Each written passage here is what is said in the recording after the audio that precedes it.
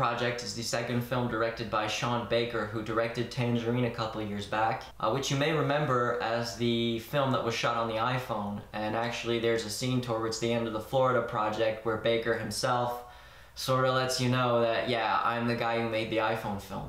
And I'm not really sure how I feel about that. Maybe it's a nice, like, sort of author's touch or something, or maybe it's just weird that he's already sort of self-referencing himself at this point. The film is set in Orlando, just on the outskirts of Disney World, most of the film taking place in a motel where the main character lives, that is called the Magic Kingdom. It follows Moonee, a 6-year-old girl, on her summer vacation in a sort of slice-of-life type film.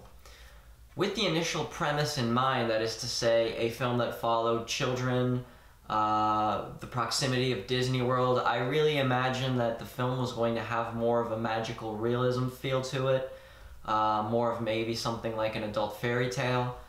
And I was really picturing something like a trashy Spirit of the Beehive. And side note, if you haven't seen Spirit of the Beehive, do yourself a favor, it's on Criterion.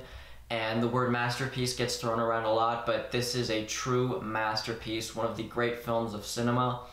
And you may be more familiar with a film that was, if not a direct homage, very much inspired by Spirit of the Beehive, and that is Guillermo del Toro's Pan's Labyrinth. But back to the Florida Project, the movie really doesn't go into those directions. It's really more of a straightforward slice-of-life indie film. So what you notice straight off the bat, because it's pretty in your face, is the color palette. The entirety of the film seems to be in purple and green tones, and they even heighten it a little bit more by seemingly pushing up the magenta and the green in the color grading. And that's something normally you would want to get rid of as much as possible on set and in post, but it looks like they not only didn't care about managing the green and the magenta tints within the film, but actually sort of pushed in post-production.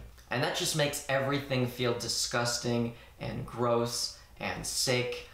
Baker's telling you right off the bat that this isn't Disney World, this isn't some magical kingdom where people are happy, where people are going to in droves to see the happiest place on earth. This place is gross and vile and is the cancerous polyp to Disney World's colon. It's filled with people that are on welfare, people that are working poor, that are trying really hard to get by but just really can't seem to manage in this economy. It really highlights some really interesting social issues that I really had no clue about because I don't know that much about Florida, but Florida seems to have a massive housing crisis.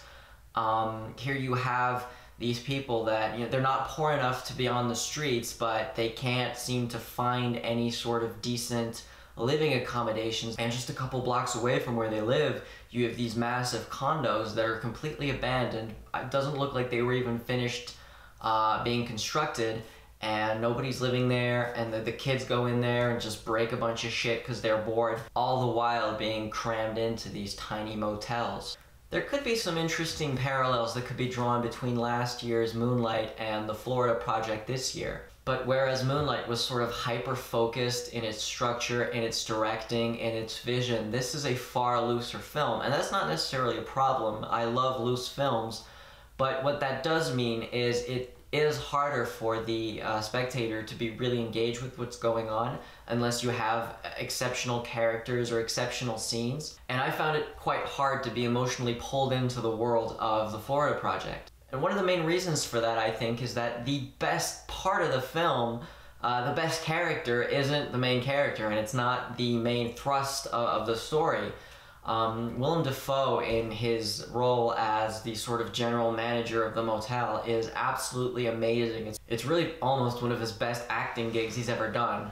And I love him when he goes to 11 and when he's a complete madman and when he hams it up, but in this one he is amazing throughout. He's just a joy to watch. I'm thinking of one scene in particular where some old weirdo goes to talk to the children that are playing outside the motel and is clearly like a sex offender or a pedophile. And Willem Dafoe comes and, you know, he doesn't want to scare the children, so he goes and talks to the man and says, oh, you want a drink? Here, come back here, I'll get you a drink. And the way he handles the situation is really brilliant, and it is an absolutely fantastic scene. I really just wish the entirety of the film was all about Willem Dafoe. And that's maybe a problem because I was supposed to care about the children and about the children's mother, about Moonee's mother, and I really had a very hard time engaging with them. But you'd think that a movie like this should be entirely from the point of view of the kids, and at times it is. There's a couple scenes where the camera is set up really low at a child's height, and you can kind of see the world through their eyes. There's another really very affecting scene in which Moonee is taking a bath and something happens in the bathroom, but it's all told through her perspective, and the movie never loses her line of sight.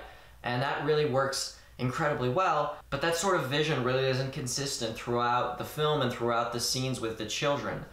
I did find it refreshing that the main character, the main kid, is such an annoying little shit. I have a huge problem with most films that portray children as adorable and super smart and very well spoken.